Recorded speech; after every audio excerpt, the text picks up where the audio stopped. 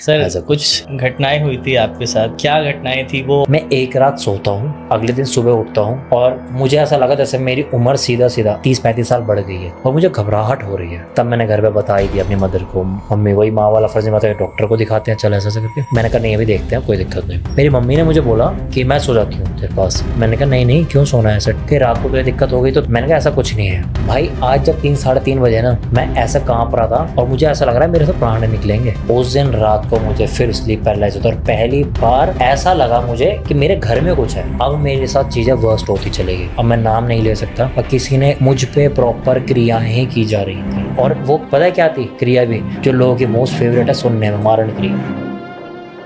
और ये आपने पता लगाया कि ये किसने किया था आपके ऊपर? भाई पता लगा है। आप अपने स्टूडियो में तांत्रिक्स वगैरह को क्यों नहीं बुलाते? क्या कभी आपको तांत्रिकों ने कुछ ऐसा किया है? मुझे कुछ नहीं किया पर मुझे 100% पता है कि आए तो जरूर करेंगे। पर ऐसा सुनने में आया था कुछ आपके साथ भी तांत्रिक क्रियाएं और भी करी गई थी। कंट्रोवर्शियल हो जाएगी। वो भी बता ही दो, कोई दिक्कत नहीं है। हम तो काल तंत्र तो कंट्रोवर्सीज के लिए मशहूर है भाई। वो तांत्रिक नहीं थे बेसिकली, बट ये है कि वो पावरफुल पर्सन ही थे और वो जब आए तो उन्होंने बोला कि कोई आए थे जो वहाँ पर जो है पिशाच ही छोड़ गए थे हमारे स्टूडियो पे, और वो पिशाच की लोकेशन भी बता दी कि वो कहाँ बैठा हुआ है, कहाँ खड़ा हुआ, सब कुछ देख रहा है। और कह रहे अब एक इसकी एक तरीका बताता हूँ। हरन भाई, आपने ये द चेजिंग शैडो ये नाम आपने क्या सोच के रखा था? क्या कभी आपके पीछे कुछ ऐसी शैडोज ने आपको चेज किया है या कुछ चीजें रही हैं? भाई बहुत ही अच्छा क्वेश्चन पूछा है और आपको क्या बहुत लोगों को आज एक नई चीज पता चलेगी।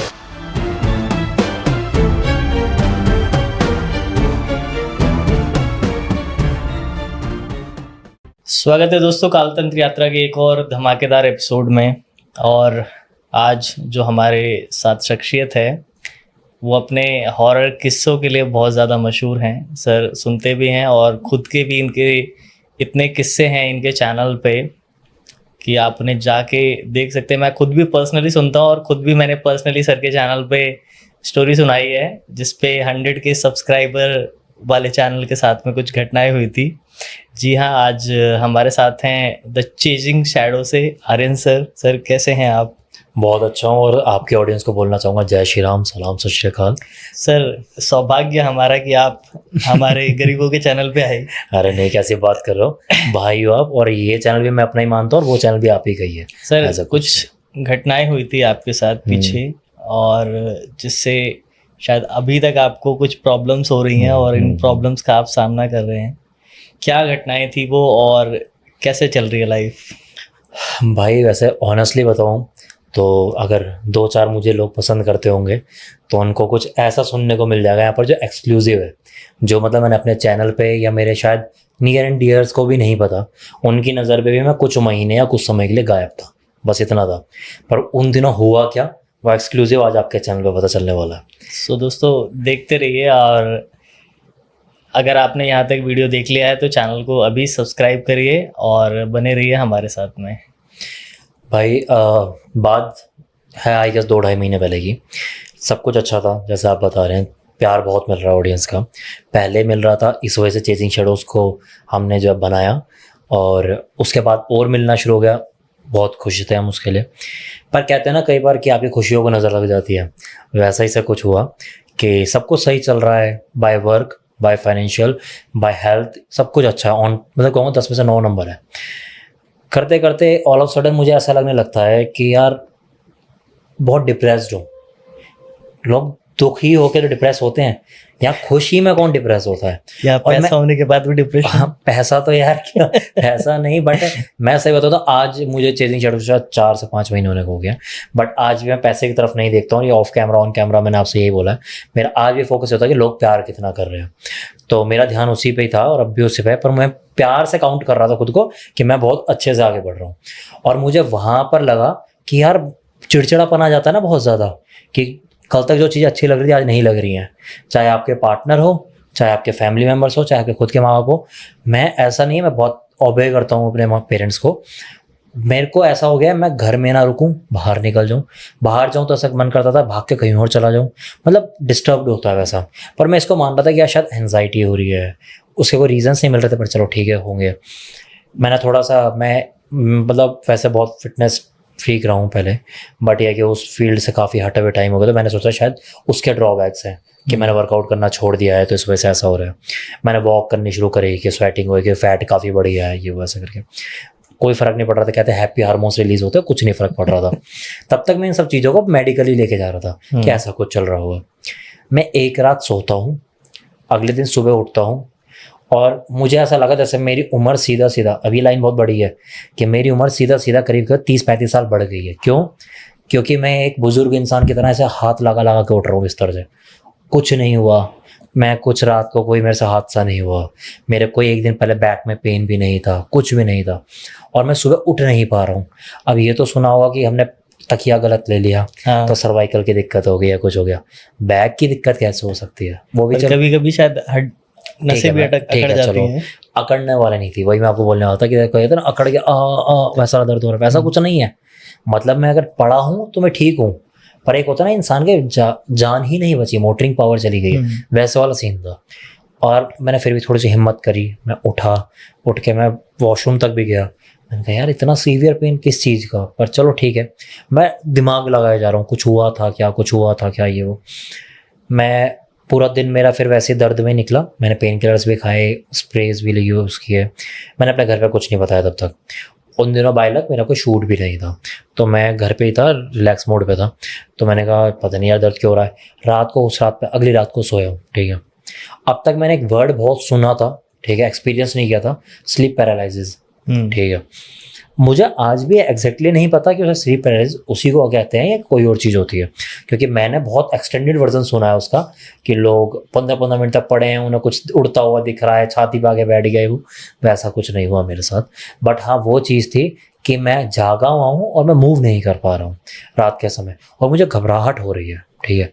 मैं और बहुत ज़्यादा सतर्क हो गया हूँ, एक एक कोने को गौर गौर से देख रहा हूँ कमरे की, कुछ तो दिख जाए साला, क्योंकि हम तो वैसे ही इन सब चीज़ों पे बात करते हैं, तो और ज़्यादा टटोल रहा हूँ। कुछ शैडो बन रही है क्या कहीं पर, कुछ दिख रहा है क्या, कोई कुछ नहीं दिखा, कुछ भी नहीं था, पर घबराहट भयंकर, कंप्लीट गूज़बम्स आ रहे हैं।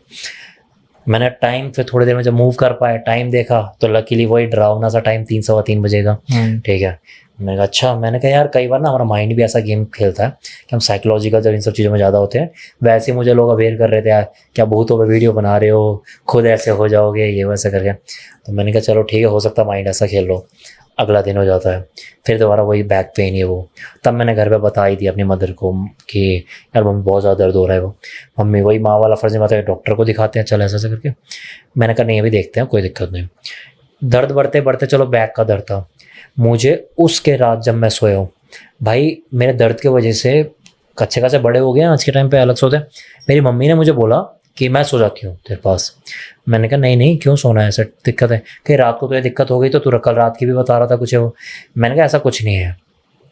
मेरी मम्मी ने बोला वही जो एक पुराना नुस्खा होता है ना कि चक्कू रख ले तकिए के पास, माचिस रख ले, मोर का पंख रख ले। तो उन्होंने 2-3 चीज़ें रख दी मेरे तकिए के पास।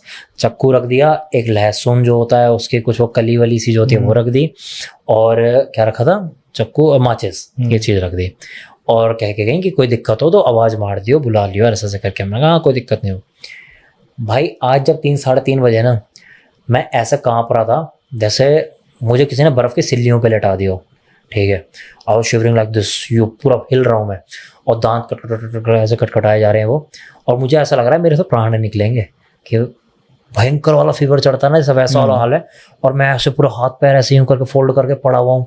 एक कंफर्टर लेके सोते थे, उसको तो मैंने पूरा अपने को पॉली पैक कर लिया उसके अंदर, तो पर वो रुक ही नहीं रहा, शिवरिंग होनी है वो, और मेरी आवाज़ ही ना निकले। मैं स्लीप पैरालाइज नहीं है, बस तबीयत खराब वाला कि आवाज़ मारने की कोशिश कर रहा हूँ, कोई तो आ जाए घर पे तो आवाज़ ना निकले।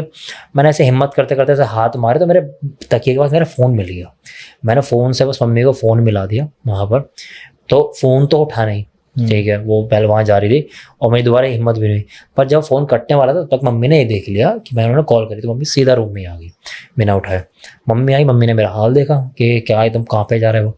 मम्मी ने एक कंबल पे दूसरा कंबल तीसरा कंबल, मुझे तो इतना मोटे कंबलों से ढक दिया, और कहने लगी हॉस्पिटल चलिए वैसे करके। अब मेरे तो अच्छा खासा कद काठी का इंसान हूँ, अब कोई उठा के तो लेके जा नहीं सकता मुझे ऐसा, तो मैं उठने को राजी ना हूँ। कम्फर्टर वगैरह दे दिया उन्होंने, पैरासीटामोल के टैबलेट भी दे दी मुझे ऐसा करके वो, और वो मेरे पास ही बैठ गई वहाँ पर। अब मम्मी को पता नहीं क्या इंट्यूशन हुई या क्या हुई, उन्होंने जो है ना हनुमान बाण लगा दिया उधर। अब यहाँ पर जो है ना, मैं फिर लोग कहेंगे कि मैं किसी और तरफ ढकेल रहा हूँ। मैं नहीं कह रहा हूँ कि हनुमान चालीसा, हनुमान बाण या ऐसा कुछ लगाओगे तो भूत भात होंगे तो भाग जाएंगे, मैं नहीं कह रहा भाई। बट आपका ऑरा इतना अच्छा हो जाता है कि आपको एक विल पावर आ जाती है, ठीक है। जो बोलते बोलते मुझे भी फिर से गूज बम्स आ रहे हैं, क्योंकि मेरे कानों में जब पड़ रही थी ना, मुझे अलग से हिम्मत आ रही थी कि अरे नहीं नहीं ठीक है, अरे ठीक है ठीक। और उससे क्या फ़र्क पड़ा कि मैं सो पाया, कि मैं सो गया। पर मैंने अब जो उठा, नॉर्मली उठा, मुझे कोई फीवर नहीं चढ़ा, कुछ नहीं हुआ। ये चीज़ें मेरे साथ रोज़ रात को क्यों हो रही है मुझे नहीं पता। एक रात बैक का दर्द हुआ, दोस्त मतलब सुबह, एक रात जो है फिर हम स्लीप पैरालाइज में पहुंच गए, तीसरी रात हम कहाँ पर हैं। अब अजीब चीज़ें चल रही हैं यार, ये क्या है, क्या एक्सपीरियंस कर रहे हैं हम यहाँ पर। अगले दिन उठाऊँ, अब क्या है 3 दिन जब किसी का 72 घंटे इन सब चीज़ों में जा चुके हो तो एनर्जी तो ऐसे एग्जॉस्ट हो जाती है कि यार अब तो यहाँ पड़ जाओ और वहाँ पड़ जाओ वाला चल रहा है। अब इससे सफ़र क्या होने लगा, मेरा काम, क्योंकि अब आने लगे थे शूट वाले दिन जो मैंने अपने मैनेजर को बोल के कह दिया कि यार इस हफ्ते के मत रखो, बिल्कुल भी हिम्मत नहीं हो रही, आगे पुश करो। अब ये कड़ियाँ आगे जुड़ेंगी अभी, ठीक है। तबीयत खराब हुई, काम आगे पुश हो गया वहाँ पर, चलो ठीक है। अभी भी मैं घर पे सेल्फ मेडिकेशन से चल रहा हूँ, जो मैं लोगों को रिकमेंड नहीं करता कि ऐसा नहीं करना चाहिए। तो वही अपने आप को खुद डॉक्टर बने हुए और चीज़ें और ख़राब करे जा रहे हैं अपने साथ। ऐसे करते करते ऑलमोस्ट 3 दिन 4 दिन और निकल गया। अभी इस बीच और कुछ नहीं हुआ, बस मैं बहुत लेज़ी हो रखा था, ये चीज़ थी भाई। अब मुझे मेरी मम्मी ने बोला कि आर्यन तू ना भक्ति से हट रहा है, ठीक है। मेरी मम्मी ने मुझे बोला कि अब तो, मैंने कहा मेरा स्केड्यूल बहुत ज़्यादा बिजी हो गया है, ऐसा नहीं है, मैं आज भी मानता तो भगवान को ही हूँ और सारी चीज़, ऐसी बात नहीं है, भक्ति तो पूरी करता हूँ। तो कह रही कि नहीं, पहले तो सोमवार को पहले जल चढ़ाने जाता था, मंगलवार को मैं प्रसाद भी चढ़ाने जाता था, ये वो। फिर मैंने वो फिल्मी डायलॉग मारा, मैं मम्मी भक्ति मन से होती है, ठीक है, इससे कुछ नहीं होता, ये और फलान नहीं करना। तो मेरी बहन ऐसी है, तो वो मम्मी कहने लगी ऐसा उसके जैसा तो बन मत, ठीक है, अच्छी राह पड़ता, वो चीज़ें कर ले, ये मैं चलो ठीक है कोई बात नहीं। कोइंसिडेंटली उस दिन संडे था, मैंने कल मंडे, कल से शुरू करूँगा वहाँ पर। मम्मी कह रही पक्का, मैंने कहा मम्मी कह रही उठा दूंगी, मेरी क्या था मैं लेट उठता हूँ सो के, मम्मी कह रही सुबह जल्दी उठा दूंगी, मैं उठा देना, कोई दिक्कत नहीं है। सोए हैं आराम से। अब अगले दिन मैंने कहा जाना मंदिर, उस दिन रात को मुझे फिर स्लीप पैरालाइज होता और पहली बार ऐसा लगा मुझे कि मेरे घर में कुछ है, मुझे अपने रूम में कुछ नहीं दिख रहा था यार। मेरे को ना अब भी वो यकीन नहीं हो पाता था ढंग से कि लोग जो साइकिक मीडियम होते बताते हैं ना, हम वहाँ पहुँच गए, हमने वैसा देख लिया ये वो। तो मुझे ऐसा लगता है कि शायद वो भी माइंड प्ले ही होता है, कि उन लोगों का माइंड ऐसा ट्रेंड हो जाता है कि वो अपने आप को एज्यूम कर पाते हैं कि हम वहाँ। मैं ये नहीं कह रहा साइकिक झूठे होते हैं, ठीक है, बहुत सारे, मैं अच्छे आपके चैनल पर भी आए अच्छे साइकिक मीडियम्स हैं जिन लोगों ने मेरे सामने रिजल्ट दिखाए, ठीक है, कि भाई लोगों ने उनसे हेल्प मांगी, उन्होंने रिजल्ट दिखाए हैं। तो मैं तो भाई रिजल्ट में बिलीव करता हूँ, प्रोसेस में बिलीव नहीं करता, वो सबका अपना अलग होता है। तो मेरे को ऐसा लग रहा है कि मेरे को ये महसूस हो पा रहा है कि मेरे घर में कोई चल रहा है, और ये ऐसी रैंडम चीज़ थी मेरे लिए जो आज तक मैंने शायद देखी तो चलो सुनी भी ढंग से नहीं थी, कि यार मैं यहाँ लेटा हूँ, मुझे कैसे महसूस हो रहा है मेरे घर में कोई चल रहा है, और मुझे ऐसा महसूस हो रहा है कुछ वो। और मेरे को भाई बहुत भयंकर वाला डर लग रहा है, और मैं आज ऑन कैमरा बोल रहा हूँ कि आर्यन चौधरी भी डर रहा था, ठीक है। और मेरे को समझ नहीं आ रहा यार ये हो क्या रहा है। अब मैंने कहा यार मम्मी वगैरह को बुलाऊंगा तो शर्म तो लगती है यार इसे, मैं कि क्या आज को तबीयत खराब नहीं हो रही, आज स्लीप पैरालाइज भी नहीं है, आज मैं उठ के बैठा हुआ हूँ, बस डर रहा हूँ यार, अब क्या करूँ। इस पर मैंने क्या करा कि यूजुअली एक हल्की सी डिम लाइट है वो चलती रहती है रूम में, मैंने सारी लाइटें जला दी और मैं बड़ी हिम्मत करके फेस अपना रूम के गेट की तरफ करके और मैं सो गया, सोने की कोशिश करता रहा और देखता रहा, कब आँख लगी पता नहीं चल, सो गया। अब सुबह जब मम्मी आई, मम्मी ने देखी पूरे कमरे की लाइटें जल रही हैं, माँ तो माँ है, माँ समझ गई कि भैया कुछ तो था, कुछ तो रात को था, ये सारी लाइटें जला के सोया। सुबह उठा, मम्मी की रात को क्या हुआ। अब मैं पता क्या सोच रहा हूँ, मैंने कहा शायद इनको दिख गया है कुछ। मैं कहा आपको क्या दिखा, आपको क्या हुआ। मम्मी कह रही मुझे कुछ नहीं हुआ, तेरे कमरे की लाइटें जल रही थी इसलिए पूछ रहा हूँ। तो मैंने कहा अरे यार कुछ नहीं, डर लग रहा था वो। मम्मी ने बोला कि तेरे को मैंने कहा था मंदिर जाए, कि मैं उस दिन फिर वही 12-1 बजे सो के उठाऊँ, कि रात तो मैंने जाके काटी, चौकीदार बन गए। तो मम्मी कह रही तुझे कहा था, मैंने कहा यार मम्मी उठा ही नहीं गया ऐसा करके।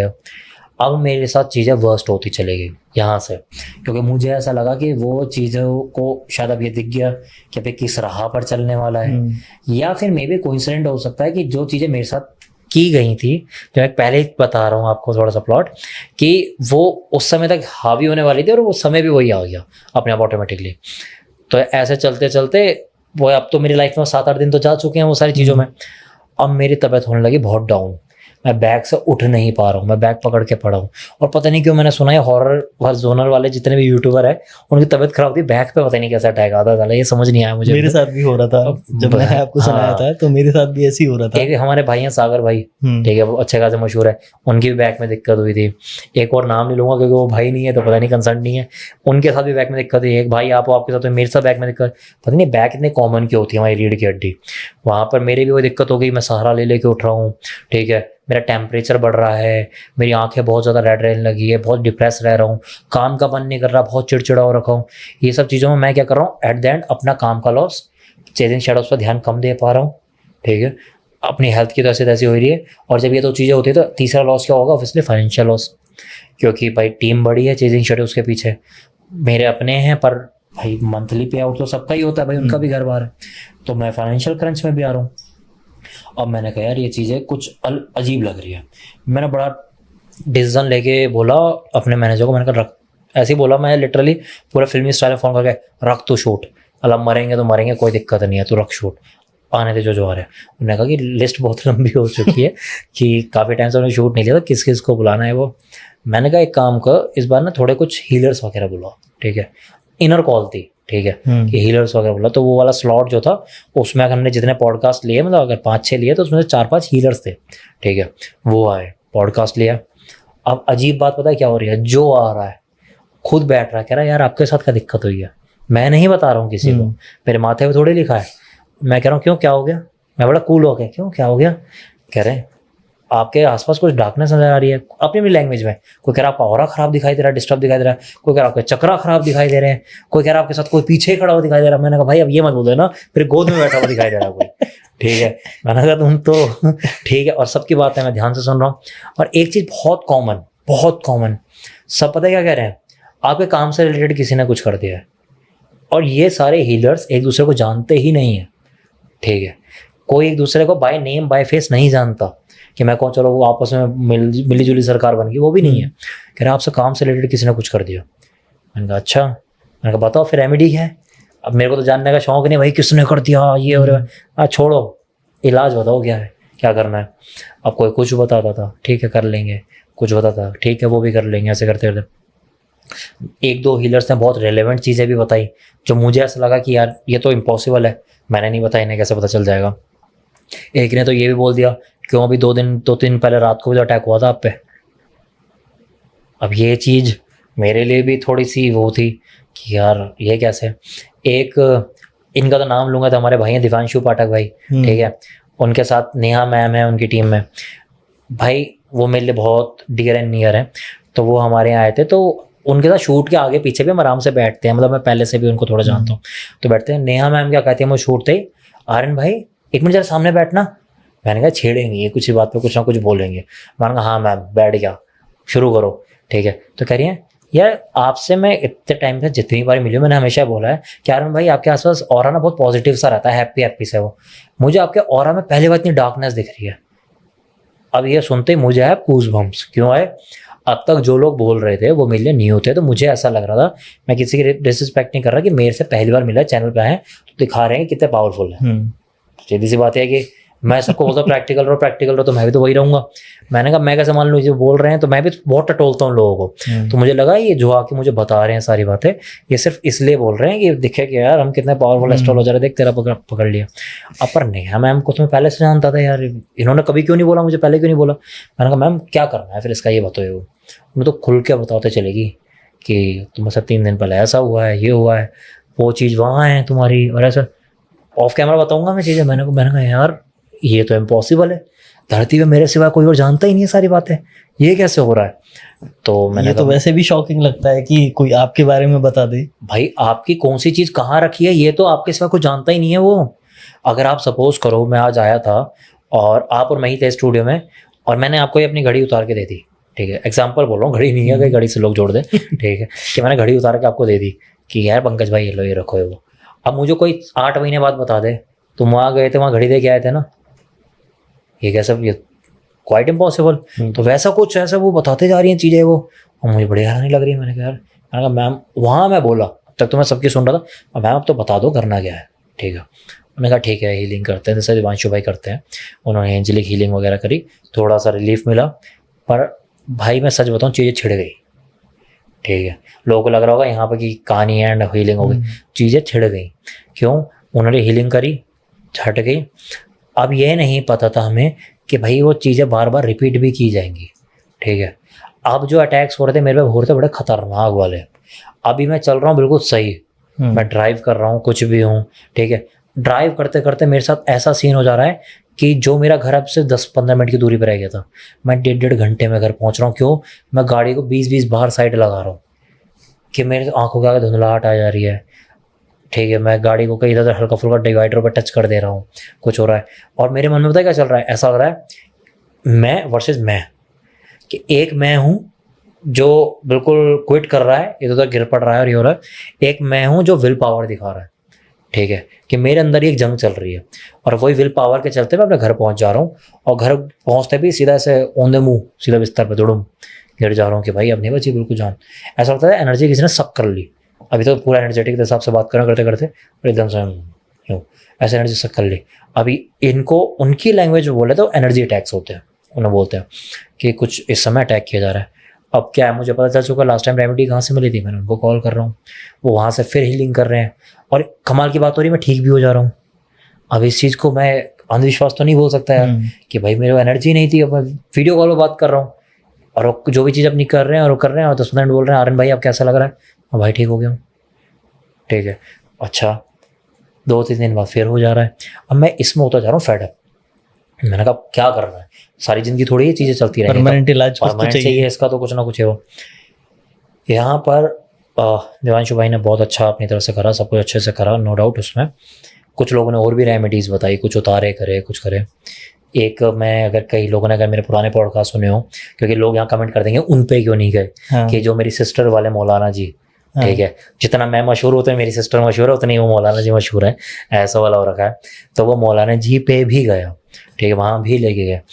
अब सबसे मस्त बात बताता हूँ कि आज तक जब से मेरी सिस्टर को दिक्कत हुई थी इतने सालों से, जितनी बार भी मैं गया हूँ, एक्सेप्ट एक बार, वो भी मेरे को नहीं बोला था, मेरे काम को बोला था, व्यवसाय को। मैंने एक हॉन्टेड स्टूडियो ले लिया था बेसिकली, ठीक है। वो मैं एक चैनल पे पॉडकास्ट दिया था, वो भी अपने नोन का ही चैनल है, तो वो पूरा स्टूडियो ही हॉन्टेड था, तो वो अपने ले लिया था। उसके लिए तो उन्होंने बोला था, पर मेरे लिए कभी नहीं बोला, जिंदगी में नहीं बोला। बल्कि हम जैसे हम 4-5 जने गए फैमिली के, तो सब अपने को दिखाई लेते हैं ना, हमें भी देख लो, हमें तो कोई दिक्कत नहीं है। मैं हर बार दिखाता था, वो ऐसे कहते थे नहीं कुछ नहीं है, ठीक है। और मैं मन कहता था हमेशा, मैंने कहा यार बंदे को मेरे से दिक्कत है क्या, ये हर बार ही आगे कर देता है, मेरे को कोई बताते ही नहीं है कुछ भी। कई साल बीत गए ऐसे।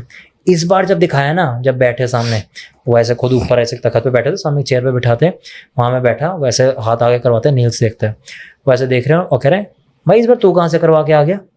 जिंदगी में पहली बार बोला है उन्होंने मुझे। अब मुझे समझ नहीं आ रहा कि वो खुश हूँ या दुखी हूँ।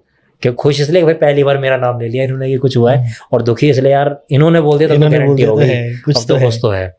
मैंने कहा कि आप बताओ। अब उनके साथ एक अच्छी चीज़ है, उन्हें कुछ नहीं बताना होता कि हमें ये डाउट है, ये हो रहा है, वो दिक्कत हो रही है, ये भी मत बताओ कि बैक में दिक्कत हो रही है, वैसे चले जाओ, खुद ही बता देते हैं।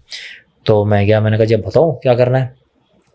तो उन्होंने भी छोड़ते बोला भाई काम से रिलेटेड किसी ने किया है, ठीक है। अब इनसे थोड़ी श्योरिटी थी बंदे को, तो मैंने भी धड़ा 8-10 नाम ले लिए, इसने। वो नाम किसी का बताते नहीं है फॉर द ऑब्वियस रीज़न कि भाई तो लड़ बैठेगा आपस में जाके वो। तो उन्होंने, पर मेरे को थोड़े से हिंट इसलिए मिले किसी नाम पर आकर, उन्होंने से बोला अरे छोड़ इन सब चीज़ों को, तो जानता तो है सब, ठीक है। तो उन्होंने आगे के नाम नहीं सुने। हो सकता है उस पहले 2-3 नाम निकले, उनमें से कोई नाम हो, पर मैंने वो नाम पकड़ लिया कि भाई इस नाम पे इन्होंने मुझे रोक दिया, ठीक है। मैंने कहा ओके चलो ठीक है। उन्होंने कुछ ऐसा दिया, कुछ रेमेडी वगैरह, तावीज़ वगैरह ऐसा कुछ दिया, और मुझे आराम पड़ा उससे, नो डाउट पड़ा। कुछ टाइम मेरा ठीक निकला, उसका मेरी फिर तबीयत खराब हुई, चेजिंग शैडोज़ पर किसी ने मुझे देखा भी होगा, कैनुला लगे हुए, ठीक है। कि उस दिन फिर ऐसे कुछ हुआ कि मेरी इतनी ज़्यादा तबीयत खराब हो गई कि आपने सुना होगा डॉक्टर की लैंग्वेज में फूड पॉइजनिंग थी, स्टमक इन्फेक्शन था। बट ये घर के खाने से कब से होने लगी, वो भी वो खाना जो मेरे पूरे परिवार ने खाया, पर हुई मुझे, ठीक है। मेरे को इतनी भयंकर कि मेरे डॉक्टर्स को भी आज ये अगर पॉडकास्ट देख ले तब पता चलेगा, मुझे वॉमिट हुई है 30-40 वॉमिट्स। बंदा तो आधे का वैसे ही खत्म हो जाएगा। मैं तो पूरा ही हो गया था, मेरे से तो खड़ा भी नहीं हो जा रहा था। और मैंने और मतलब घर वालों ने डॉक्टर को जाके बोला 8-10 हुई हैं, ठीक है। क्योंकि 30-40 बोलेंगे तो सबसे पहले तो सीधा हॉस्पिटल में एडमिट ही होंगे, ट्रीटमेंट तो 30-40 बहुत ज़्यादा होगा। तो मैंने यहाँ झूठ बोला, ठीक है। आप लोग मत सीखो मेरे से झूठ बोलना, आप सच बोलो, पर मैंने झूठ बोला, मैंने कहा 8-10 हुई हैं। तब भी ट्रीटमेंट दिया, पहले मैं डे केयर में पड़ा रहा, फिर उन्होंने कहा नहीं आराम नहीं पड़ रहा, फिर मैं हॉस्पिटलाइज रहा, फिर मुझे शाम को डिस्चार्ज करा लाए, घर पहुंचा हूँ तो मुझे पेट से मोशंस की दिक्कत हो गई। अब डिहाइड्रेशन तो उसमें भी होती है, अगला चरण वही होता है क्योंकि वो फूड पॉइजनिंग का। मुझे फिर हॉस्पिटल लेके भागे, मैं रात भर फिर हॉस्पिटल में रहा, अगले दिन सुबह डिस्चार्ज हुआ। पर अब एक चीज़ आ गई थी जो मैं सबको सिखाता हूँ चैनल पे, अपने अंदर अपना बिलीफ सिस्टम ऐसा बना लो, ऐसे विल पावर बना लो कि आप खुद प्रोटेक्टेड हो जाओ, कोई आपका कुछ नहीं उखाड़ सकता। उस दिन सुबह मैं अब जाके मैं कह सकता हूँ कि उस मोमेंट में मैं आर्यन बना। क्या मैं कैनुला लगा हुआ है, सुबह डिस्चार्ज हुआ 10 बजे, 12 बजे मैंने शूट शुरू कर दिया बैठ गया मैं चेयर पे। एक आर्यन वो था जो ऐसे लेजी होकर पड़ा हुआ था घर पे, अरे छोड़ यार आगे शूट पुश कर दिया, अभी देखते हैं भाई। तो मौलाना जी का चमत्कार था भाई, हो सकता है, मे बी, बिल्कुल हो सकता है। तो हालांकि पर मैं इसमें ये मानता हूँ कि मैंने वहाँ पर आके ना पता क्या सोच लिया था, मैंने कहा यार जो मेरे साथ बीत रहा है ना, इसको मैं डिस्क्राइब भी करूँगा ना किसी को, लोग मेरा फेलियर मानेंगे। ठीक है, कोई नहीं समझेगा कि एक चैनल चला रहा है तो अब ये क्यों गैप आ गया बीच में चीज़ों को, लोग मेरा फेलियर मानेंगे, चला नहीं होगा, ये नहीं होगा, वो नहीं होगा। और ऑडियंस इतना प्यार दे रही है, उनको भी तो अच्छा नहीं लगेगा, डिसअपॉइंट होंगे, सीधी सी बात यह है। और मैं किसी के इंसल्ट नहीं कर रहा, कुछ नहीं कर रहा, पर यार मेरी बस की नहीं है पुरानी वीडियोस को बेस्ट ऑफ करके ले आऊँ। ठीक है, मेरे से वो चीज़ नहीं होगी। मेरे लिए तो यह है कि मेरी ऑडियंस प्यार दे रही है तो उनको सब कुछ न्याय मिले। ठीक है, तो मैंने कहा यार मेरा मैनेजर कह रहा है मैं आपको देखने आ रहा हूँ, मैं पता क्या कर रहा हूँ, पूरी टीम बोला शूट होएगा आज। ठीक है, वो कह रहा अरे छोड़ो ना, मैंने शूट निकाला, कैनुला हाथ में लगा, मैं 2 घंटे पहले डिस्चार्ज होकर आया था हॉस्पिटल से, मैंने पूरा शूट निकाला वहाँ पर। बस हाँ, थोड़ा वोकल कम था, बोल कम पा रहा था, पर ठीक है। उस दिन के सारे पॉडकास्ट निकाले, फिर शाम को चीज़ें चल रही थी कि ऐसा लग रहा था कि एनर्जी डाउन हो रही है, मुझे अब चीज़ें दिखनी शुरू हो गई। ठीक है, उस शाम से। पर अब वो मैं आर्यन बन चुका था, अब मैं बार बार बोल रहा था कि जो कि हनुमान जी हैं साथ में, राधा रानी हैं साथ में, ये जाओ उखाड़ लो जो होता है वो, मैं खुद से ही बातें कर रहा हूँ, खुद को ही अपना पॉजिटिव करे जा रहा हूँ, ऐसा। और एक लाइन नहीं कहूँगा, बहुत पावरफुल चीज़ है, क्या सब सुख ले तुम्हारी शरणा, तुम रक्षक का हो को डरना, बोले जा रहा हूँ, कीप रिपीट ऐसे बोले जा रहा हूँ। कई बार आंखें भर आ रही हैं। ठीक है, कि कहते भक्ति में बहुत शक्ति है। ठीक है, मेरा एक भाई तो भक्ति चैनल ही चला रहे हैं, इसलिए वो तो पूरे बदल गए इस चक्कर में, पर एक्चुअल में है कि मैं ये लाइन में एक दिन में, सही बता रहा हूँ, ये मेरी मदर को भी नहीं पता, आज भी नहीं पता, कि मैं एक दिन में 10-10 हज़ार बार बोल रहा था ये लाइन सिर्फ। ठीक है, मुझे ऐसा लग रहा था कि ये लाइन जब तक बोलता रहूँगा बचा रहूँगा, ऐसे वाला जोन तक मुझे ऐसा लग रहा था, बहुत चीज़ों ने घेर लिया। तब जाके पता किसी ने, अब मैं नाम नहीं ले सकता, पर किसी ने तरीके से बैठ के जब रीडिंग्स निकाले, पता चला मुझ पे प्रॉपर क्रियाएं की जा रही थी। ठीक है, और एक लंबे समय से क्रियाएं की जा रही थी, और वो पता है क्या थी क्रिया भी, जो लोगों की मोस्ट फेवरेट है सुनने में, मारण क्रिया। और ये आपने पता लगाया कि ये किसने किया था आपके ऊपर? भाई पता लगाया, बिल्कुल लगाया, बट मैं एक बात जानता हूँ कि बहुत बार सिचुएशन ऐसी होती है कि जब आप सामने वाले को बता दोगे ना ढप्पा, तो वो खुल के निकल के आता है। ठीक है, और इस वाली दुनिया के अंदर उसको आपको हार्म करने के लिए सामने आने की जरूरत भी नहीं है। तो अगर मैंने बता दिया कि मुझे तू पता चल चुका है, तो उसका पता तो चल ही चुका है, अब तो ले, लाल मिर्ची भी ले यज्ञ में, वोडू डॉल भी ले, ये भी ले, अब तो मुंडी भी तोड़ूंगा, सब करेगा। इसलिए मैंने सबसे सेफेस्ट तरीका कैसा, गैप बना लेते हैं। ठीक है, थोड़ा सा गैप बना लेते हैं, और क्या पता उनके कर्म जब उनको ही हिट करें तो इंसान ठीक हो जाए। मैं कर्मा में बहुत बिलीव करता हूँ, मैं मैनिफेस्टेशन में बहुत बिलीव करता हूँ। आप अपने स्टूडियो में तांत्रिक्स वगैरह को क्यों नहीं बुलाते? क्या कभी आपको तांत्रिकों ने कुछ ऐसा किया है? मुझे कुछ नहीं किया, पर मुझे 100% पता है कि आए तो जरूर करेंगे। ठीक है, मैं किसी के खिलाफ नहीं हूँ। ठीक है, मैं किसी के भी खिलाफ नहीं हूँ, 5 उंगलियां बराबर नहीं होती, बहुत अच्छे भी हैं, ऐसी बात नहीं है। पर मुझे ऐसा लगता है कि एक लाइन है कि great power comes with a great responsibility. ठीक है, स्पाइडरमैन की। हाँ, तो आप ये मानो कि तंत्र एक बहुत बड़ी पावर है। तो ये जब कोई अपनी साधना से किसी के पास आती है ना, उन 99% लोगों से वो रिस्पॉन्सिबिलिटी संभाली ही नहीं जाती। मैं तो नाम नहीं लूंगा, कुछ तांत्रिक तो ऐसे हैं जो खुद को किसी का भक्त बताते, पर आज खुद को ही भगवान बनाए बैठे हैं। ठीक है, कि मैं काली भक्त हूँ, मैं हनुमान जी भक्त हूँ, मैं भैरव बाबा भक्त हूँ, मैं कुछ हूँ। पर जब उनकी कोई वीडियोस या कोई रील्स देखोगे ना, वो बोल रहे होते हैं जा मैं बैठा हूँ, कुछ कोई तरह कोई नहीं उखाड़ सकता है कुछ है। अभी तक तो तुम काली भक्त थे, अब तू कह रहा है तू बैठा है इसलिए तेरा कोई वो सामने वाला नहीं उखाड़ सकता। अरे ये बोलना कि काली माता बैठी है, अब तू भूल गया भगवान को, अब तू भगवान है, ये क्या सेंस हुआ? ठीक है, तो मैं इसलिए वो ये तो छोटी सी बात थी, पर ये लोगों का माइंडसेट बता रहा था मैं।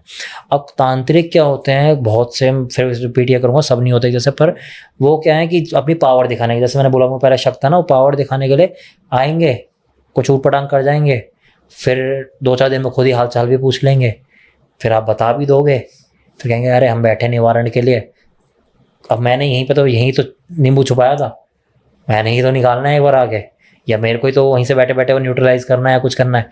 अब मुझे लगेगा यार फलाने बाबा तो की जय हो, वो तांत्रिक बाबा तो बहुत ही अच्छे हैं यार। अब वो मेरे से एक्सपेक्टेशन रखेंगे, देख तेरा निवारण कर दिया, अगले 6 पॉडकास्ट पक्के, ठीक है। अरे भाई मैं चेजिंग शैडोज या चैनल या कुछ मैं अपनी मर्जी से चला ही नहीं रहा, चलाऊंगा, सीधी बात है। मैं चला रहा हूँ ऑडियंस के लिए, ऑडियंस को तुम चाहिए, तुम 6 बार वैसे भी आ जाओगे, और ऑडियंस में अगर मैंने कमेंट में देख लिया उन्हें तुम पसंद नहीं आए थे, तो तुम आज मुझे 2 लाख रुपए ऑफर कर देना, तुम एडी छोटे का जोर लगाना, मेरे पापा को फोन कर लेना, तुम जो करते हो कर लेना, तुम चैनल पे नहीं आओगे भाई, मेरी गारंटी है। तो मेरे साथ मैं किसी के मैनिपुलेशन में नहीं आना चाहता, इसलिए मैं उनको नहीं लाता, सीधी सी बात है। बहुत अच्छे वाले आए तो मोर देन वेलकम है, पूरा उनका वेलकम करूंगा खुद से खड़ा होके, पर जब तक वो नहीं टकरा रहे तब तक नहीं आ रहे भाई, सीधी सी बात तो ये है। पर ऐसा सुनने में आया था कुछ आपके साथ भी तांत्रिक क्रियाएं और भी करी गई थी आपकी उसमें। हाँ भाई, मतलब कुछ स्टूडियो वीडियो में भाई मैं इसके लिए तंत्र क्रिया से ज़्यादा, बल्कि वो तो चलो स्किप करते हैं, पर एक चीज़ बताता हूँ मैं कि वो कंट्रोवर्शियल हो जाएगी, वो भी बता ही दो, कोई दिक्कत नहीं है, हम तो काल तंत्र तो कंट्रोवर्सीज के लिए मशहूर है भाई। वो तांत्रिक नहीं थे बेसिकली, पर वो कोई पावरफुल पर्सन ही थे, और मैं ऐसे रैंडम से बोलूँगा ताकि चीज़ें समझ ना आए कि जेंट्स है लेडीज़ हैं क्या और क्या नहीं है, ठीक है। बट ये है कि वो पावरफुल पर्सन ही थे, और वो जब आए तो उन्होंने बोला कि आपके यहाँ का स्टूडियो का ऑरा डिस्टर्ब हो रखा है, आपके यहाँ पर लोग ऐसे आते हैं तो कहानियाँ सुनाते हैं, वैसे यहाँ की जो चीज़ें सुनती हैं वैसा ही ऑरा हो जाता है, और ऐसे ऐसे करके। मैंने कहा अच्छा ठीक है, मैंने कहा फिर क्या करना चाहिए? तो उन्होंने बोला ये करो, एक चीज़ ऐसे रख लो, उसके अंदर ये टांग लो, वो टांग लो, ठीक है कर लेंगे। सारी तो हम भी याद नहीं रख पाते, तो 1-2 चीज़ें जो बोली थी वो कर ली वहाँ पर हमने वो। उसके बाद बड़ी अजीब सी चीज़ होने लगी कि स्टूडियो के अंदर एक स्मेल बन गई थी अपने आप, और मेरे स्टूडियो के अंदर बाकायदा एक 6 फीट का मंदिर है, मैंने स्टूडियो में ही बनाया हुआ, आपको दिखाया भी था, है ना, ठीक है। पूरा एक 6 फीट का मैंने मंदिर बना के, क्योंकि मेरे दिमाग में पहले यह था कि अगर यहाँ पर भूतों की बात होने वाली है तो उनका बाप बिठा के रखूँगा मैं पहले यहाँ पर, तो इसलिए मैंने मंदिर पहले बना रखा था। अब पर बड़ी अजीब सी एक स्मेल बन गई मेरे स्टूडियो के अंदर, और सबसे अजीब बात बताऊँ, वो स्मेल मुझे ही आ रही है। मैं मम्मी वगैरह को बोल रहा हूँ, मैंने कहा मम्मी, क्योंकि हम पे फुल डे मेट थी, मैंने कहा इसको नाम लेके बोलता हूँ, मैंने कहा इसको कहते क्यों नहीं स्टूडियो भी साफ कर दे। मैं कह रही कहाँ क्या करेगी साफ, पूरा साफ है स्टूडियो। मैंने कहा यार मम्मी आप जाके देखा है अपने स्टूडियो पे एक बार क्या हाल हो रखा है वहाँ पर? तो कह रही क्यों? मैंने कहा इतनी बुरी स्मेल आ रही है वहाँ पर, कुछ चीज़ सड़ रही है वो। अब मम्मी को लगा यार कुछ मैंने नोटिस ना करा, मम्मी ने वहाँ पर जाके देखा, मैं कह रही कहाँ है स्मेल, और मैं उसी स्पॉट पर खड़ा होकर वहाँ आ रही है स्मेल, ठीक है। अब वो 2-4 मिनट में मैं पर समझ गया बेटा गड़बड़ कुछ और है। मैंने वहाँ तो मम्मी को ठंडा कर दिया, मैंने कहा यार हो सकता है मेरी नाक खराब है, छोड़ो कोल्ड वोल्ड हो गया होगा, ऐसा वैसा करके मैंने उन्हें वहाँ से भेजा है वो। मैंने तुरंत ही फिर दोबारा से दिवांशु जी को परेशान कर दिया, मैंने कहा दिवांशु भाई ज़रा देखना कुछ ऐसा भी दिखाई दे रहा है, तो कुछ स्मेल सी आ रही है वो। उन्हें अपनी टीम ले ली लाइन पे, उनका प्यार अच्छा है हमसे कि जब मैं बुलाता हूँ तो अपनी पूरी टीम ही बुला लेते हैं, वीडियो कॉल भी 8-9 जनों की हो जाती है वो। तो उस पर सारे बैठ गए, सबने अपनी रीडिंग देनी शुरू कर दी। अब उसमें वो पता चला कि कोई आए थे जो वहाँ पर जो है पिशाच ही छोड़ गए थे हमारे स्टूडियो पे, और वो पिशाच की लोकेशन भी बता दी कि वो कहाँ बैठा हुआ है, कहाँ खड़ा हुआ, सब कुछ देख रहा है वहाँ पर। और मैंने कहा अच्छा, और कह रहे अब इसकी एक तरीका बताता हूँ। मैं इस चीज़ तरीके को रेलेवेंट नहीं मानता, क्योंकि मैं आपको बोल दूंगा ना पंकज भाई वहाँ कुछ है, वहाँ कुछ है, आप जाते हुए वहाँ डरोगे खुद से, तो मैं इस चीज़ को नहीं मानता। पर उन्होंने मुझे बोला आप एक काम करो उस जगह पर जाके देख लो, वो खुद गूज़बम्स आने लग जाएंगे, और मुझे आ रहे थे, ठीक है। पर मैं इसको फिर भी 50-50 इन बिटवीन रखूंगा। साइकोलॉजिकल भी हो सकता है कि मुझे पहले बता रखा साला वहाँ कुछ खड़ा जो दिख नहीं रहा, तो मुझे अपने आप ही गूज़बम्स आ जाएंगे। पर यह है कि अब आई डोंट नो कि वहाँ पर चीज़ थी या क्या थी, पर जो उस दिन उन्होंने दिवांशु भाई ने काट दिया, स्मेल भी ख़त्म हो गई। अब मुझे ये समझ नहीं आता ये इस चीज़ को कैसे झुठला दूं मैं कि कोई इतनी दूर बैठा हुआ 200-300 किलोमीटर दूर बैठा हुआ वीडियो कॉल्स पे चीज़ों पे कैसे हो जाती हैं सारी चीज़ें। वाकई में मिरेकल ही है ये एक तरीके से। सो फाइनली आपने तंत्र में बिलीव करना शुरू कर दिया है। भाई मैं तंत्र मंत्र यंत्र तीनों में बिलीव करता हूँ, ठीक है। लोग मुझसे बोलते हैं कि आप बिलीवर कैसे बने, ये तो बताने बैठूँगा, सीरीज लाना फिर पॉडकास्ट मत लाना कि वो इतने सारे इंसिडेंट हो गए। बट मैं वो इंसान हूँ बिलीव होने के बाद भी। आज ये पर अगर आप मुझे एक बात बता रहे हो ना, मैं उसको टटोलूंगा ज़रूर कि ठीक मुझे यकीन है ना, पर ये थोड़ी यकीन है कि तू भी सच बोल रहा है भाई, ठीक है। मेरा वो वाला एंगल रहता है। तो इसलिए मैं अब भी बहुत सारी चीज़ों को एनालाइज करता हूँ। लोग हम पे स्टोरीज भेजते हैं, बहुत प्यार देते हैं, इतनी 100 ऑफ स्टोरीज आती हैं, उसमें एनालाइज करता हूँ कि कौन सी रियल है, कौन सी बनावटी है, कौन से सिर्फ शाउट आउट के लिए आ रही है खाली, या कौन सी वो है जो किसी और चैनल पर सुनी थी, उसी के अंदर थोड़ा सा करेक्टर चेंज करके आ गई है, ठीक है। वो चीज़ समझ में आ जाती है। तो मैं ऐसा नहीं आँख बंद कर विश्वास आज भी नहीं करता, बट मैं भूत पिशाच एंटिटीज़ तंत्र मंत्र यंत्र सब पे बिलीव करता हूँ कि ये सब चीज़ें होती हैं। क्योंकि मुझे कोई अगर एक सवाल पूछे ना कि हम कैसे मान लें कि ये होते हैं, ठीक है, तो मेरा अगला सवाल होता है भाई मैं वैसे जात पात में यकीन नहीं करता, पर आपका पूरा नाम क्या है, ठीक है। आपने जैसे बोला कि पवन तिवारी, मैंने कहा अच्छा सनातन हो, ठीक है। कोई अपनी होली बुक पढ़ी है, कोई तो किताब, कोई चालीसा, कोई ग्रंथ, कुछ तो पढ़े होंगे, ठीक है भाई। उनके अंदर इन चीज़ों का जिक्र क्यों है? चल मैं तो झूठ बोल रहा हूँ, सारे हॉरर कम्युनिटी यूट्यूब व्यूज़ के लिए झूठ बोल रही है, गौरव तिवारी सर झूठे थे, उससे पहले भी पहुंचो 90s 80s सब झूठे हैं। ग्रंथ कौन से सालों में लिखे गए थे भाई, ठीक है, वो तो तुम मानते हो। और अगर तुम आज गॉड के एग्जिस्टेंस पे उंगली उठा रहे हो तो मेरे हिसाब से भाई फिर मैं तेरे से तो डिबेट नहीं करने वाला, क्योंकि अब मैं भगवान तो साबित नहीं कर सकता कि उतना ज्ञानी मैं भी नहीं हूँ। तो मैंने कहा भाई अगर भगवान को भी नहीं मानते तो फिर मैं बहस नहीं कर रहा, भगवान को मानते हो तो फिर आओ अब बात करते हैं। आप एंजेलिक पावर को मानते हो? भाई एंजेलिक पावर इन बिटवीन हूँ, ठीक है। मैं पावर को मानता हूँ, ठीक है, एंजेलिक पावर को भी मानता हूँ, बट मैं इसको डिफाइन नहीं कर सकता क्योंकि मुझे ऐसा नहीं है कि ये बिलीव नहीं कि ये चीज़ें नहीं होती, ठीक है। बट मैंने इसको बाय शेप नहीं देखा हुआ, मैं मतलब क्योंकि मुझे ऐसा लगता है एक पावर है, कोई इसे डिफाइन करता है कि ये कोई ह्यूमन फॉर्म में होंगी, कोई डिफाइन करता है इनके पर होंगे, ठीक है, कोई डिफाइन करता है ये अच्छे काम करते हैं, कोई डिफाइन करता है कि ये बुरे काम करते हैं, फॉलन एंजल्स है। तो इस बारे में ज़्यादा तो हमें ज्ञान से दिव्यांशु भाई से, आप सबको, हम सबको पूरे यूट्यूब को उनसे ही मिल रहा है, तो हमें भी वहाँ से मिलता है। पर मैं कुछ अदर चीज़ें भी पढ़ता रहता हूँ, ऐसे थोड़ा मुझे लिटरेचर का शौक है, तो मैं जितना समझ पा रहा हूँ कि पावर तो होती है, अनडाउटेडली पावर तो है। क्योंकि मैं इसलिए ये कह सकता हूँ भाई, आप इस्लाम में चले जाओ, कुरान पाक पढ़ लो, आइडेंटिटीज़ का जिक्र है, जिन जिन्नात खबीस सबका जिक्र है।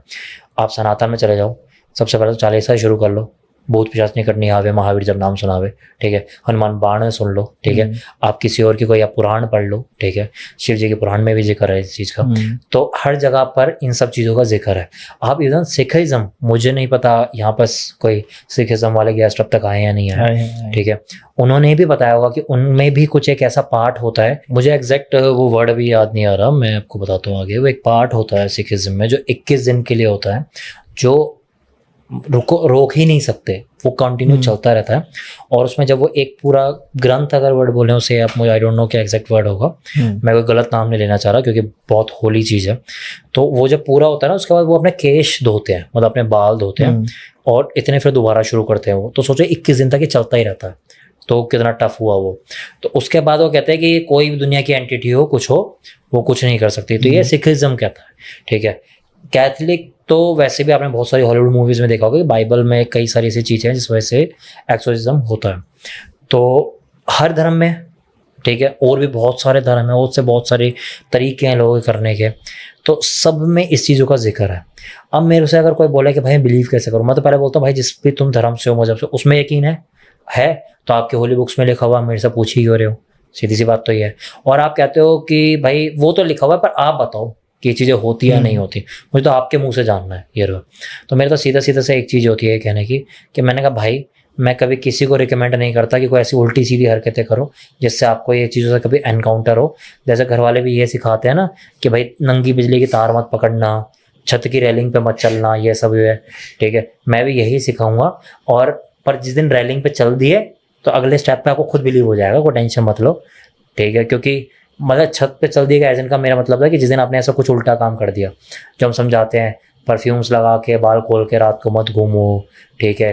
पर एक बात बोलूं, वो चीज़ तो मैं लोगों को ऑरा ठीक रखने के लिए बताता हूँ, बट एक चीज़ है जो एक्चुअल में सही बोलता हूँ कि कहीं पे किसी को इनविटेशन नहीं देना चाहिए। आप किसी भी जगह पर हो ना, आप किसी हॉस्पिटल में हो, शमशान में हो, कब्रिस्तान में हो, एक पार्क में हो, प्लॉट पे हो, ठीक है, आप किसी चौक पे हो, दिन के 3 बजे हो, रात के 3 बजे हो, मैं सारी चीज़ें पता है क्यों बोल रहा हूँ, आप कहीं भी हो, आपको अगर इस समय मुझे बुलाना है तो कहना आओ आर्यन भाई चलो चले, ठीक है। अगर आपने मेरे नाम के बिना अगर ऐसे बोला ना, अरे बहुत देर एरिया आओ चलो चले, ठीक है, तो वहाँ पर जो और कोई खड़ा भी सुन रहा था ना, वो कहेगा मुझे ही तो कह रहा था चल भाई, वो इनविटेशन उसको मिल जाता है। तो ये चीज़ तो एक्चुअल में वर्क करती है कि ये इनविटेशन वाली। तो मैंने कहा भाई जब इन सब ऐसी चीज़ें हो गई ना तो बिलीव हो जाएगा। आगे मैं तो कह रहा हूँ नॉन बिलीवर बन के जो अच्छी बात है, कोई दिक्कत नहीं है। आर्यन भाई, आपने ये द चेजिंग शैडो, इसका एक मीनिंग है, या ये नाम आपने क्या सोच के रखा था? क्या कभी आपके पीछे कुछ ऐसी शैडोज ने आपको चेज किया है या कुछ चीज़ें रही हैं? भाई बहुत ही अच्छा क्वेश्चन पूछा है। और आपको क्या, बहुत लोगों को आज एक नई चीज़ पता चलेगी। चेजिंग शैडोज नाम रखा गया था सन 2013 में, ठीक है। चेजिंग शैडोज इस साल आया है। मैं तब से ही प्लान कर रहा था chasing shadows, not a podcast show, एक हॉन्टेड शो, ठीक है, कि उस तरीके का कुछ लाया जाएगा चेजिंग शैडो शो के नाम से, जो फिर इस एंगल में आया। बट ये आपने जो सवाल पूछा ये इसलिए है, मैं एक ये कहानी सुना चुका हूँ ऑलरेडी, बट मैं आपको दोबारा से छोटे में अगर बताऊँ तो मैं बहुत छोटा था, ठीक है। उन दिनों ना मैं हमारे ऐसा होता था कि मेरे जो कज़न्स हैं वो सारे हमारे दूसरे दादी वादी वाले घर पे रहते थे, जो हमारे घर से करीब 20-25 मिनट की दूरी पे था। तो मैं तो मतलब मेरी बड़ी बहन थी और मैं अकेला था। तो होता है ना कि जब 20-25 मिनट की दूरी पर हम कज़न्स के साथ खेल ही लें यार छुट्टी वाले दिन, तो मेरे मम्मी पापा क्या कहते थे कि वीकेंड पे मुझे एक दिन के लिए वहाँ जाने देते थे। तो मेरे पापा मुझे छोड़ के आते थे, मैं एक दिन दादी के पास रुकता था, बच्चों के साथ खेल कूद करता था, अगले दिन संडे को मुझे वापस ले आता था, ये चलता था। ऐसे एक वीकेंड आया, मैं वहाँ पर गया। वहाँ पर उससे 1 या 2 दिन पहले एक बहुत ब्रूटल मर्डर हुआ था, ठीक है। क्या हुआ था कि एक वाइफ ने अपने प्रेमी के साथ मिलकर अपने हस्बैंड को मारा था, ठीक है, सुना होगा पहले बहुत, गली में मारा था, अच्छा, पब्लिक के सामने मारा था, दौड़ा दौड़ा के मारा था, उसके टुकड़े काट दिए थे और वो उसको नंगा करके मारा था। अब उनका अग्रेशन और उनका मेंटल लेवल समझो कि पब्लिक देख रही थी, अब वो बचने तो नहीं वाले, ठीक है। मतलब ऐसा हुआ कि जब उन्होंने मारना शुरू करा तब वो रात का समय था, पर जब किसी को घाव होते हैं वो चीखता चिल्लाता है, ठीक है। तो वो मार रहे थे, तो वो चीखना चिल्लाया। अब कुछ सेकंडों मिनटों में पब्लिक निकलना शुरू हुई अपने अपने घरों से, छत पे, घर के बाहर की क्या हो रहा है, क्यों शोर मच रहा है। इतने वो मर चुका था, वो चाहते भाग सकते थे पर वो वहीं गली में बैठे उसको काट रहे थे, ठीक है। ये सीन हुआ था एक्चुअल में, बहुत मीडिया में हाईलाइटेड रहा था उस टाइम पे, न्यूज़पेपर न्यूज़ चैनल्स बहुत पे आया था। तो वो वहीं का था जहाँ पर था। तो हमारा जो हम तो खेले ऐसे में कि हमारा तो बनता था और में आना कि हमारा जो प्ले ग्राउंड था कब्रिस्तान था उस गांव का, क्योंकि वहाँ पर करीब करीब 20-25 बीघे का एक ग्राउंड है, ठीक है। वो उसमें कोने पे कब्रिस्तान है जिसकी कोई बाउंड्री नहीं है, वो ओपन है, और बाकी का जो रिमेनिंग जगह है वहाँ पर लोग क्रिकेट खेलते हैं, आज भी खेलते हैं। तो हम भी वहीं खेला करते थे, कब्रों पे बॉल चली जाती थी, ऐसे भाग भाग के उठा के लाते थे, तो डर तो लगता ही नहीं था। अब इतना मुझे क्या पता चलता है, मैं अपने कज़न्स के वहाँ पे पहुँचा हूँ तो उनसे वो कहते हैं भैया पता है, क्योंकि मैं अपने पूरे दादके में सबसे बड़ा भाई हूँ, तो वो मुझे ऐसे बोलते हैं, 1-1 2-2 साल ही छोटे पर भैया बोलते हैं। तो कहते हैं भैया आपने मुंडी देखी है? मैंने कहा मुंडी? मेरा भी रिएक्शन सेम निकला, मुंडी। और सोचो मैं अपने बचपन की बात कर रहा हूँ, तो मैंने मुंडी, हाँ इंसान की मुंडी। मैंने पागल है क्या यार, कह रहा हो दिखाएं? मैं दिखाएं? तो कह रहा हाँ वहीं पर है, उसको पैरो बोलते हैं बेसिकली, हम वहाँ पर एक नाम रखा हुआ लोकली पैरो, ठीक है, कि पैरों में चलो वहाँ पर है, ठीक है। तो मैंने कहा चलो, बच्चों वाली क्यूरियोसिटी, सोचा ही नहीं था अंजाम क्या होगा। मैंने कहा पर मैं बात करता करता जा रहा हूँ, मेरे साथ 2 कज़न है, हालांकि हम 8-9 भाई हैं पर वो 2 कज़न है और वो लेके जा रहे हैं। और मैं कह रहा हूँ मैं मुंडी क्या कर रही है वहाँ पर? वो कह रहे वो वाला सुना है ना मर्डर वर्डर होता है, वो होता। कह रहे हाँ। मैंने कह रहा कि अरे उसकी बीवी थी वो तो जेल गई, अब उसके जो टुकड़े थे उसको क्या करते, इसलिए मोहल्ले वालों ने सबने उसको कब्रिस्तान में दफना दिया। ठीक है, मैंने कहा अच्छा। तो कह रहे अब ढंग से तो दफनाया नहीं, वो ऐसे के ऐसे फेंक दिए वहाँ पर वो कब्रियों के पास ये पर, तो बाकी सारी चीज़ें तो फिर भी थोड़ी बहुत मिट्टी में दबी, मुंडी बाहर पड़ी है। मैंने कहा, और मुझे बहुत चीज़ फैसिनेटिंग लग रही है, मेरी अकल देखो, बोल रहा है यार सच में, चलो देखते हैं। मैं वहाँ पर गया हूँ, मुझे अभी तक नहीं पता मैं शिकार होने वाला हूँ। मेरे को ले जाके कब्र के ऊपर खड़ी कर दिया गया, जो एक्चुअल में ताजी कब्र थी। वो कब्रें मूवी वाली कब्रें नहीं है, वो पत्थर की बनी हुई, वो मिट्टी की टीलों वाली है, वो कच्ची वाली कब्रें वो है। मैं उसको ले जाके खड़ा कर दिया, एक कच्ची कब्र पे खड़ा हूँ मैं, और मैं देख रहा हूँ यहाँ पर। मैंने कहा कहाँ है मुंडी? तो कह रहे एक्टिंग देखो इनके छोटे छोटे बच्चों के। ओहो, अभी तो यहीं थी, किसी ने मिट्टी में गाड़ दी होगी। ठीक है, देखो मिट्टी हटा के देखो, सामने होगी। मैं कह रहा हूँ अच्छा। मैंने एक अकल दौड़ाई, हाथों से खोदना नहीं सही समझा। मैंने वहाँ पे ईंट के अत्थे होते हैं ना, दो वो पड़े हुए थे वहाँ पे, ऐसे दो उठाए हाथ में, एक मारा, दूसरा मारा, दो और उठाए, क्योंकि मैं मार रहा हूँ तो कच्ची मिट्टी मिट्टी हटती जा रही है। ठीक है, जब एक और दो मारा कोई फर्क नहीं पड़ा, दो और उठाए, एक और मारा। अब मैं उस कब्रिस्तान की बात बता दूँ, उस कब्रिस्तान के अंदर था एक बहुत बड़ा सफेदे का पेड़, एक लौता पेड़ पूरे कब्रिस्तान में। उसकी हाइट होगी कम से कम 6-7 मंजिल ऊंची, और स्टेम भी बहुत चौड़ा उसका। तो वो पेड़ जो है ना ऐसे ऐसे करके हिला। अब एक बात, तो हवा चलती तो पत्ते हिलते, स्टेम नहीं हिलता, वो कभी नहीं हिलता, कभी नहीं हिलता, वो पेड़ यूं यूं करके हिला। ठीक है, और वो मैंने नहीं, हम तीनों ने यूं ऐसे डर के देखा ये क्या हुआ। हालांकि बिल्कुल पास नहीं था, काफी दूरी पे था, तो ऐसे करके हिला और हमने यूं देखा है। और वो देखते देखते मेरे दिमाग में क्या है, मैंने वो जो आखिरी हाथ में आता था वो भी दे के मार दिया कब्र में। भाई आई स्वेयर, मुझे एक आवाज सुनाई दिया वहां से, कब्र से, और जो मेरी लंका ढेर हुई है। मैं यूं हटाऊं पीछे भागने को, मैं क्या रियलाइज करता हूँ मेरा पैर कब्र के अंदर खड़ा हुआ है। अब आप सोचो ऐसी कौन सी मिट्टी हो गई 4 पत्थर मारने पे, जिसमें मेरा जूता इतना अड़ गया उस मिट्टी से कि मैं मूव नहीं कर पा रहा हूँ। अरे यार थोड़ी बहुत मिट्टी तो जूतों को वैसे भी डाल दूँ, ये थोड़ी पैर अटक जाएगा, दलदल थोड़ी है वो। मेरा जूता वहीं अटक गया और मैं यूं कर रहा हूँ यूं, पर सूझबूझ इतनी अच्छी चल रही थी तब भी कि 1-2 सेकंड में जूता उतारा और ऐसे ही भाग रहा हूँ, एक जूते में और एक पैर नंगे वो, और यूं भागना शुरू हुआ। वो दोनों भी भाग रहे हैं, मैं भी भाग रहा हूँ। एज में थोड़ा बड़ा था, स्पीड मेरी ज़्यादा थी, इसलिए मैं उनको आगे निकलता हुआ और मैं भागता हुआ अपने दादके में आया हूँ। मेरे दादके का थोड़ा बता दूं, काफ़ी बड़ा घर था, आगे बहुत बड़ा आंगन था 500 गज का, तो मेरी दादी वहीं खाट डाल के बैठ जाती थी, तो पीछे घर था पूरा बना हुआ। तो दादी वहीं बैठी हुई, और दादी को तो देखते ही मैं थोड़ा डिसबैलेंस हुआ और मैं भड़ाक जाकर घुटनों पे कोने के पल ऐसे गिर गया वहाँ पर। और दादी कह रही क्या हो गया, तो वो उठाया मुझे, वो पीछे दोनों भागते भागते आ रहे। मैंने तो 10 सेकंड लगा पड़ करके सब बता दिया, ऐसे वैसे वहाँ पे हुआ। वो दोनों आ रहे, मेरी दादी ने चप्पल उठाई, फेंक के मारी, लड़का मरवा देते तुम लोग आज, ये वो गाँव का बैकग्राउंड ऐसा होता है। वो मम्मी दादी ने वहाँ लिटाया मुझे, और मुझे विद इन सम सेकेंड्स में शिवर करना शुरू हो गया हूँ, कांपना शुरू हो गया हूँ। अच्छा, गाँवों में ना एक होती है, उनको कहा जाता है बाजी, ठीक है, जो धागे बनाती है नज़र के, और वो जो थोड़ी एजेड होती है ना, लेडीज होती हैं। तो मेरी दादी फटाफट भागी है बाजी के पास, वहाँ से कोई नज़र का धागा वागा बनवा के लाई, वो मुझे दिया। क्या पता क्या, मैं शिवर कर जाऊँ, बुखार चढ़ रहा है मुझे। अब दादी ने पहले तो 3-4 घंटे पूरा दवाई दे के कोशिश करी मैं ठीक हो जाऊँ, ठीक है, क्योंकि पता था घर पे पता चला मेरे तो पापा डांटेंगे, गुस्सा करें। तो जब मैं नहीं आया काबू में, दादी ने घर पर फ़ोन करा, पापा आए लेने के लिए, पापा लेके गए। वहाँ से सीधा जब घर पहुँचा, तबीयत बहुत ख़राब थी, मुझे हॉस्पिटलाइज करना पड़ा। 2 दिन मैं हॉस्पिटल में रह के आया।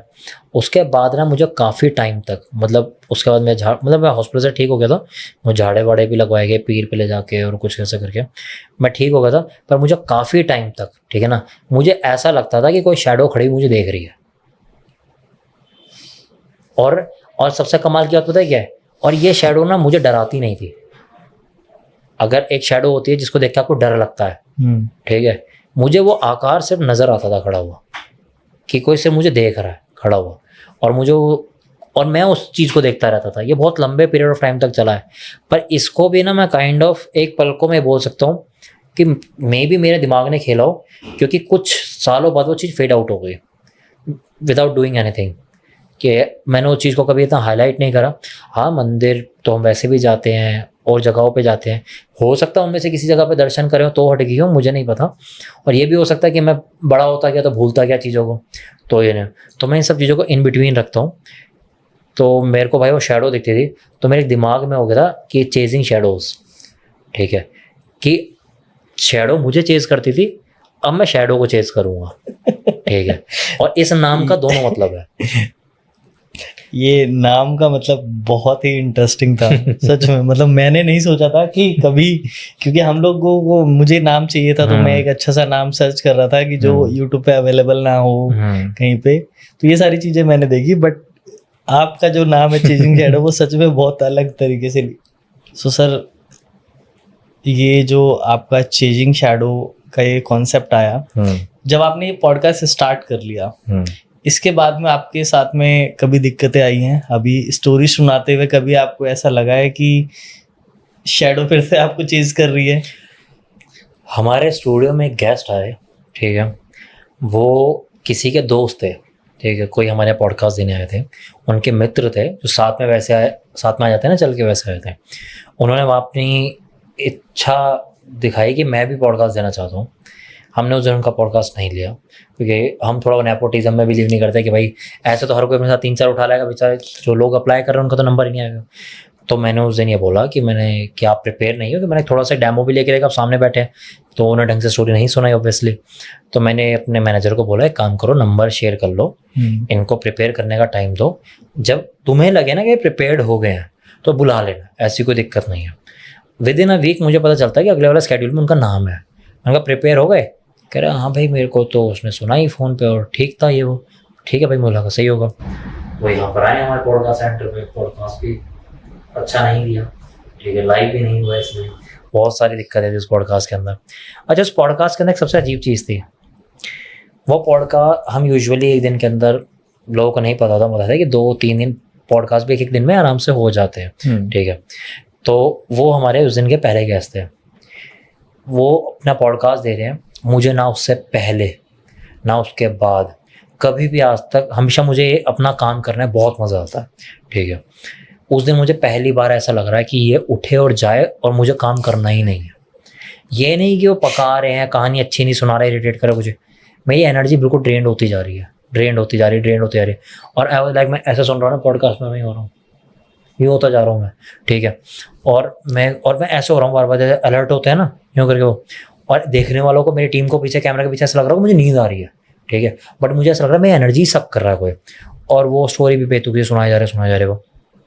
एंड हुआ है ना, मैंने उसे थोड़ा बहुत ग्रीट करा, ठीक है, मैं वहाँ से सीधा निकला हूँ, हमने स्टूडियो में के अंदर जो रूम भी वहाँ पर बने हुआ है, मैं वहाँ गया हूँ, जाके लेट गया हूँ, ठीक है।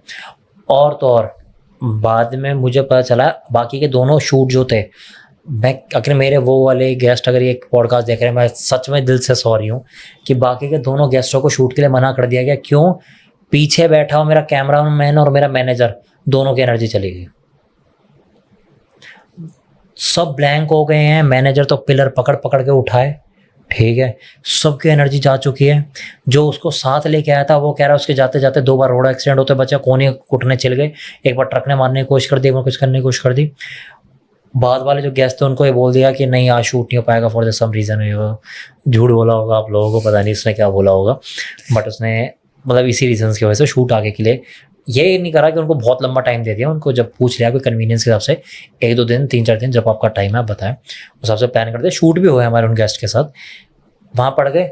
अब मैं कह रहा हूँ मेरे से अगले दिन भी नहीं उठा जा रहा, और तो और मेरा मैनेजर वगैरह मेरे यहाँ ही सो गए, ठीक है, उनसे भी उठ के नहीं गया। मैं अगेन पता क्या करता हूँ, मैं फ़ोन करता हूँ, अब कहेंगे यार इनकी बहुत पब्लिसिटी हो रही है, मैं फिर फ़ोन करा किसको, दिवांशु भाई को, ठीक है। उन दिनों वो खैर आज भी हमारे भाई हैं, आज भी उनको फ़ोन करते हैं, तो उन दिनों तो मुझे ऐसा लग रहा था यही भी बचा रहे हैं बार बार। मैंने फिर से फ़ोन कर दिया, कह रहा दिवांशु भाई कुछ तो हो रहा है। कह रहा क्या हो रहा है?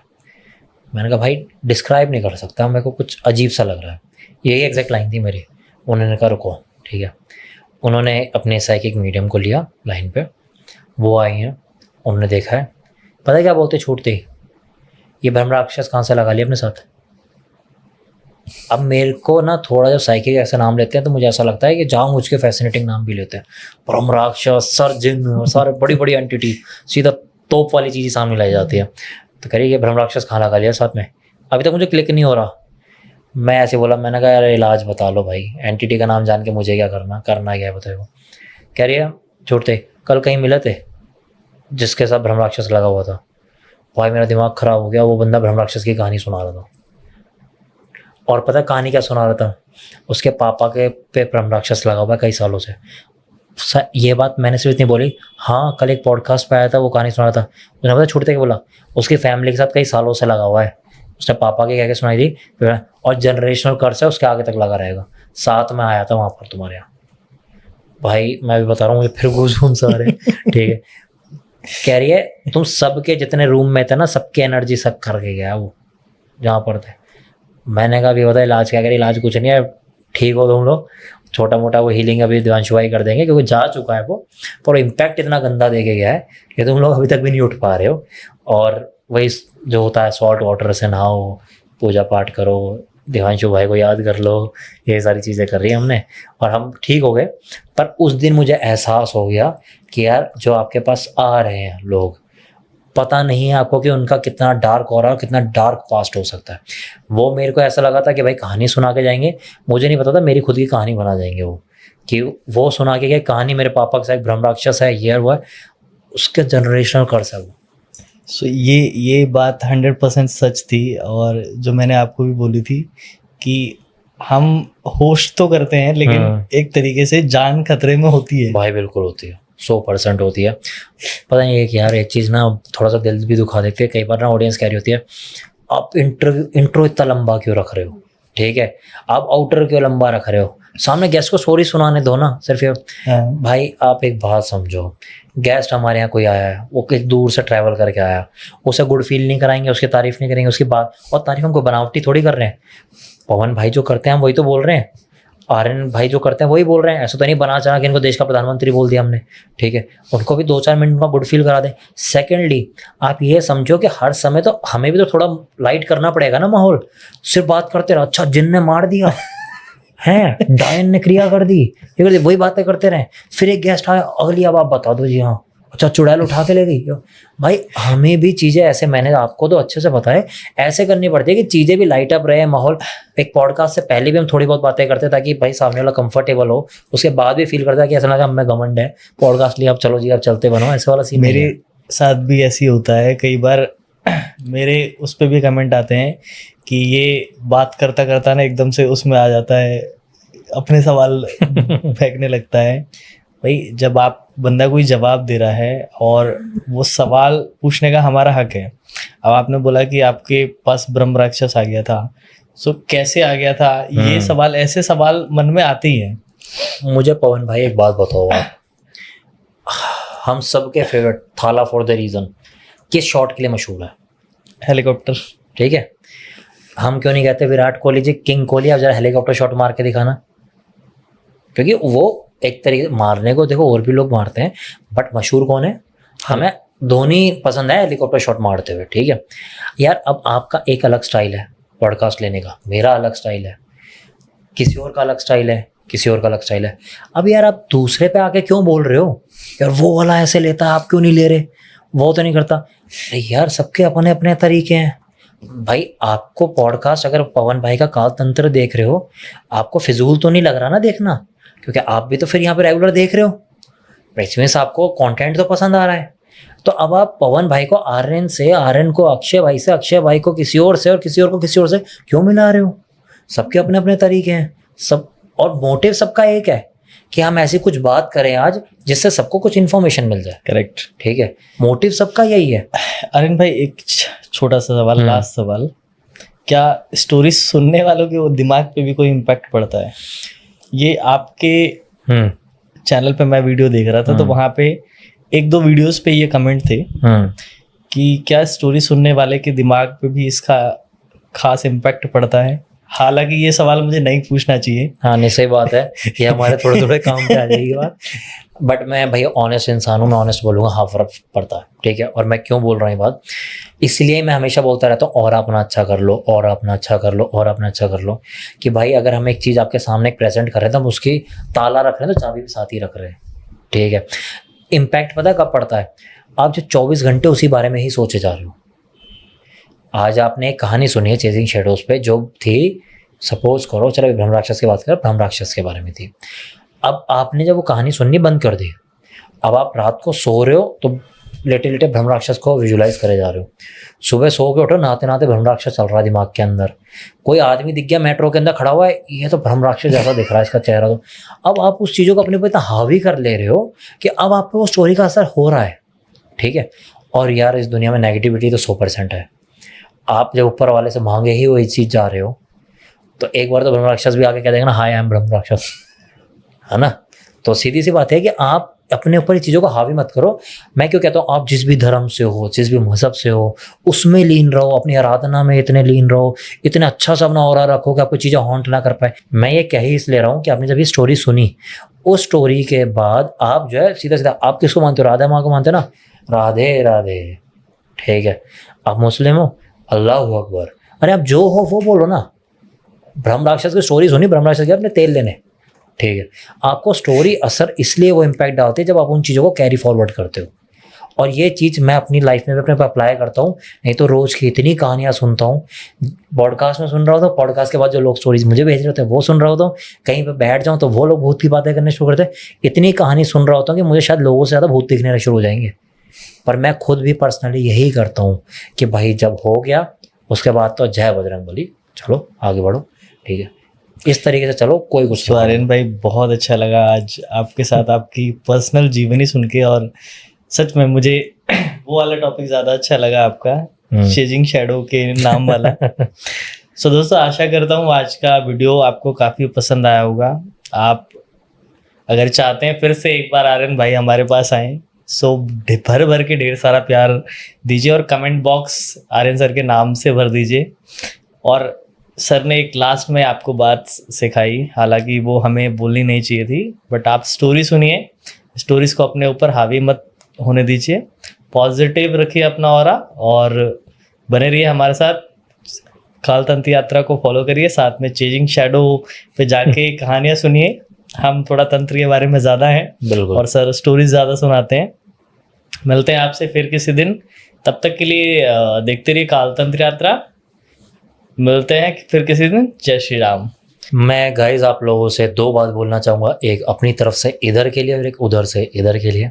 पहले मैं, अगर कोई आर्यन को पसंद कर रहा है, चेजिंग शैडोज को पसंद कर रहा है, तो ये बता दूं ये चैनल भी लगभग मेरे लिए, मेरे जैसे मेरे लिए अपना चैनल है वैसे है, इसलिए मैं यहाँ बैठा हूँ। तो अगर मेरे को पसंद करते हो तो भाई मुझे ये चैनल पसंद है, मुझे पवन भाई पसंद है, तो इस चैनल को भी उतना ही प्यार दें, सब्सक्राइब करें, लाइक करें। और मैं एक बार नहीं, मैं बार बार भी दिखाई दूंगा। आप लोग अगर मुझे पुकारोगे मैं चैनल पर ज़रूर आऊँगा। तो पहले तो आपके लिए ये था। और आपके चैनल की जो ऑडियंस है, जो भाई ऑब्वियस सी बात है, क्योंकि आप उस चीज़ पर बात कर रहे हो जिस पर लोग थोड़ा रेयर कम, मतलब मैं कहूँगा हम इस जोनर में बैठे हैं, फिर भी हम एक से कोई टॉपिक लेके चलते हैं। जैसे हम साइंस के अंदर केमिस्ट्री अलग लेके चलते हैं, तंत्र आपने मेन फोकस उस पर रखा हुआ है। तो भाई आपकी जो ऑडियंस है मैं उनसे कहना चाहूँगा कि चेजिंग शैडोज शो को तो अगर आपने देखा है, प्यार दिया है, तो बहुत अच्छी बात है। अगर नहीं दिया तो थोड़ा देना। बट एक हम नया चैनल आ रहा है, चेजिंग शैडोज फिल्म्स, ठीक है। वो चैनल का डिस्क्रिप्शन भी आपको इनकी वीडियो में मिल जाएगा। उस पर आपको कुछ ऐसा कंटेंट देखने को मिलेगा जो मैं पर्सनली आपको बोल रहा हूँ कि हॉरर जोनर में इंडिया में कोई नहीं कर रहा, ठीक है। अब एक बहुत बड़ी स्टेटमेंट है ये वाली चीज़, मैं ऐसा क्यों बोल रहा हूँ वो आपको वक्त पे पता चलेगा। सब्सक्राइब जब करो तो नोटिफिकेशन चालू रखना, क्योंकि जब वो आएगा तो सीधा वो बम फटेगा। तो उस चैनल को भी ज़रूर सब्सक्राइब करना, और मैं तो कहूँगा उसको ज़रूर करना पहले, क्योंकि जब उस पर कुछ हम खतरनाक लाने वाले हैं।